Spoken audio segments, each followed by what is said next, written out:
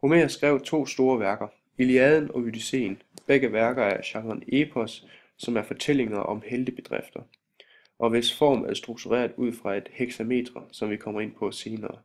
Et epos var mundtligt overleveret, og der er tvivl om, hvorvidt Homer var en virkelig person, det homeriske spørgsmål, eller om han var en sammenflætning, eller om værkerne er en sammenflætning af en masse historier fortalt af de såkaldte rapsoder, som var datidens øh, rejsende fortællere. I forhold til Iliaden ligger der en historie til baggrund for handlingen. Det er den såkaldte æblestrid, som kort fortalt handler om, at gudinden Iris, som bliver udelukket af de andre guder, kaster et æble, hvor der står til den smukkeste gudinde, ind mellem gudinderne Hera, Athena og Afrodite. Det skaber splid mellem dem, og de spørger Paris af Troja, den smukke prins, om at vælge, hvem af dem der er smukkest. De tilbyder ham hver især noget, og han vælger Afrodite, som tilbyder ham at få Helena af Sparta, som er gift med den spartanske konge Borgia Agamemnon. Det starter en krig mellem Sparta, som får støtte af resten af Grækenland, og Troja, som fører til den 10-årige krig mellem Sparta og Troja, som Iliaden foregår under. Op til afsnittet, som vi har valgt, så har Achilles og Agamemnon været op og skændes, og begge har måttet give sig, og Achilles mister Brises. Achilles går så grædende ned til sin mor ved havet, hvor han beder hende om hjælp. Han går ned til havet, da Achilles' mor er havgudinde. Han minder sin mor om, at hans skæbne ikke er til for at leve et langt liv. Og eftersom at Thetis førhen har gjort gode gerninger for Zeus, så mener Achilles altså, at Zeus skylder Thetis en tjeneste, og tjenesten altså skal falde til Achilles, som gerne vil have en vis form for ære og hæder. Derfor beder Achilles sin mor om at tage til Olympen, hvor Thetis hjælp Zeus fra at blive lænket, hvor ved han ligesom beholdt sin magt. Til sidst lover hun så sin søn, at hun vil snakke med sin søn, og at hun synes, at Achilles skal holde sig væk fra krigen. Iliaden er som et epos bygget op om det daktyliske hexameter, som betyder, at sætningens rytme er inddelt i 6 led. Dette kan blandt andet ses i sætningen: Siden kom Chryses, en præst for fjernskytten Phoebos Apollon. Her kan man dele sætningen op i 6 led. Siden kom Chryses, en præst for fjernskytten Phoebos og Apollon.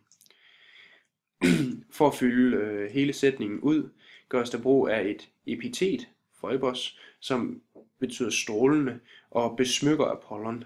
I andre tilfælde kan man også se, at der bliver sagt store, eller smukke, eller lyshårede, eller stærke, eller den slags ting.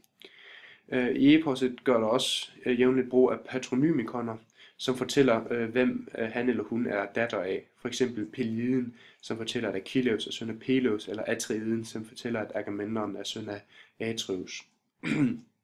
Det er ligesom, hvis man på dansk siger søn i sit efternavn.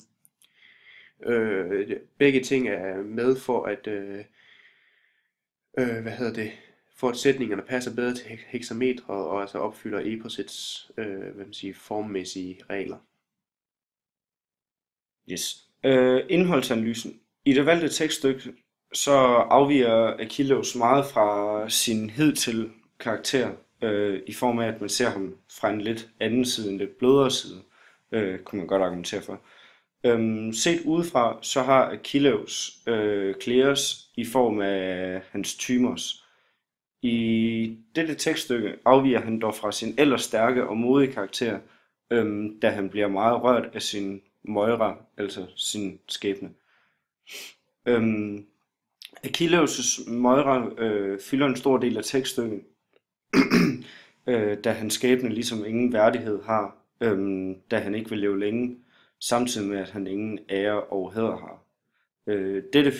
Dette fører altså videre til, at Achilles' Timé, som ligesom er hele grundlaget for Achilles' karakterafvigelse, i det han føler sig berettiget til en vis form for ære og hæder. Denne scene, hvor helten Achilles græder og ikke helt opfylder helterollen til samme fyldestgørende grad, som han tidligere gør, kan man tolke flere ting. Det ene er, at selv helte engang må vise menneskelighed og vise svaghed. Dog kan man også lære af, at Achilles søger væk fra lejren og de andre, at man altså ikke skal vise den her svaghed over for andre. Den eneste, han viser den over for, er sådan set sin mor. Man kan også lære af forholdet mellem guder og mennesker, hvor Achilles altså mener, at fordi Thetis, hans mor, har gjort noget for Zeus en gang i fortiden, kan Achilles bede Zeus om en tjeneste.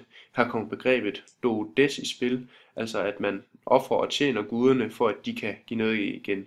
Også den her en generel regel i samfundet i det antikke Grækenland, som altså går ud på, at for at få noget, der skal man have gjort noget for en anden først. Eller at hvis man gør noget for en anden, så kan man så forvente at få noget tilbage igen. Perspektiverende. Scenen med Achilles og Thetis kan ses i modsætning til scenen med Hector og Hekabe. Begge sønner beder deres mor om at bede til en gud, for ligesom at få deres velsignelse eller hjælp.